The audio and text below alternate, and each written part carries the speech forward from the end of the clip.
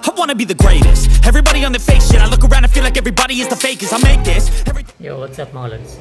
So may naantay ako. Nag-order kasi ako ng gulong. Magpapalit ako dito sa bandang likuran. Napag-desisyonan ko kasi na magpapalit ako ng size ng gulong. Ito yung aking gulong sa likod. Hindi pa gaano gamit yan mga lods. Ang size na itong kasalukuyang gulong ko is... Nasaan na ba yung size na ito?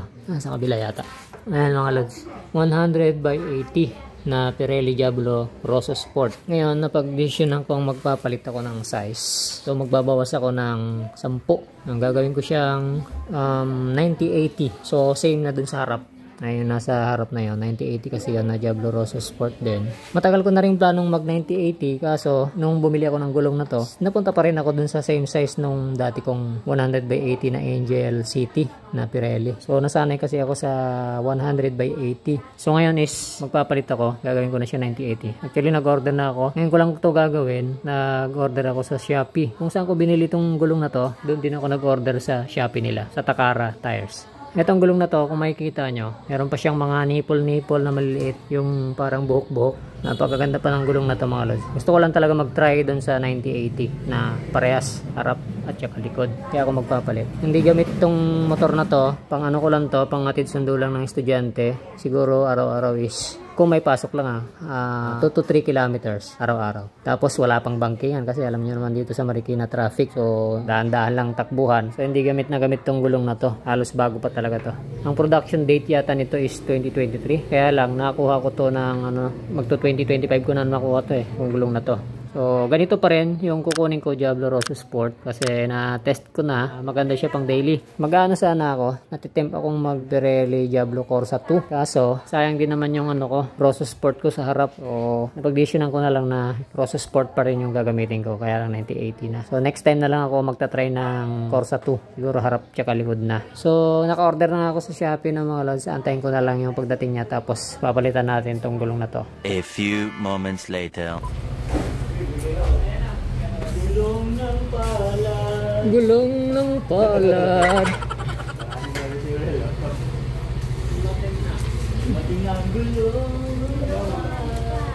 Thank you.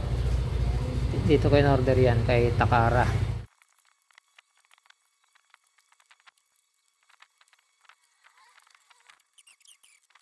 Silat at saka pito ang libre niya. Hindi natin ito gagamitin. May sticker din. Tignan natin yung size kung tama yung pinadala sa akin at Diablo Rosso Sport. Tapos yung size niya is 90-80 17. So tama naman. Okay, so tatanggalin ko lang yung gulong ko na papalitan dun sa bandang likuran. Tapos papakabit na natin to sa shop mga lods.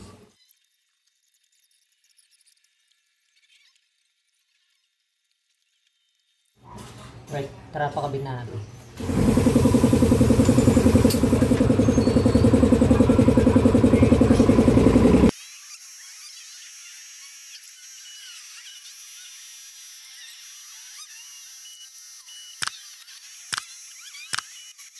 Alright, ito na.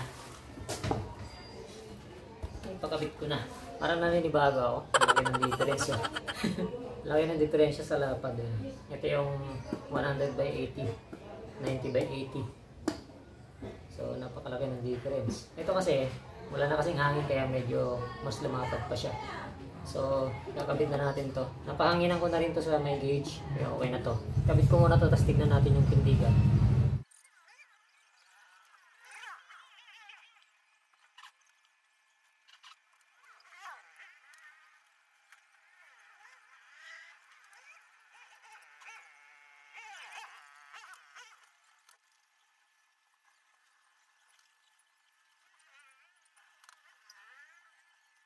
Ito na siya mga lods. Okay na. Nakabit ko na. Ayan. Nanibago ako. Lumiit. Parang nasanay ako dun sa 100 by 80. Kasi kung sinusubaybayan nyo ako, ang gamit ko talaga is 100 by 80. Ilang taon na yon. Simula nung binili ko tong motor na to, nagpalit na ako ng 100 by 80. Ngayon lang ako gumamit ng 90 by 80. Para siyang maliit para sa akin. Nasanay lang siguro ako sa malaking gulong. Ayan. Okay naman. Parang mas gumanda yung tindig niya. Ayan. Parang ang laki ng difference dun sa 100 by 80. By 10 lang naman yung difference. Ayan siya mga lods.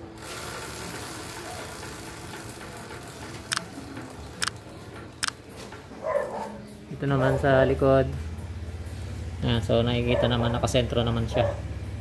So ilalabas ko lang to, tapos bibidyoan lang natin na maayos. Alright mga lads, ito na yung kanyang tindigan ngayon. So naka 90-80 na tayo, parehas, harap tsaka likod. Bago nating kabit. Medyo naninibago ako kasi nasanay ako sa 100/80. Pero ngayon lang yan, mga 3 araw okay na okay. Yan o.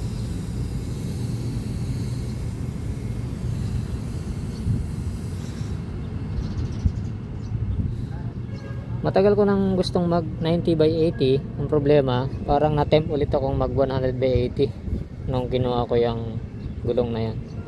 So ginawa kong 100/80 ulit. Tapos ngayon, gusto ko na talaga siya masubukan. Kaya yan, talagang sineryoso ko nang maging 90/80.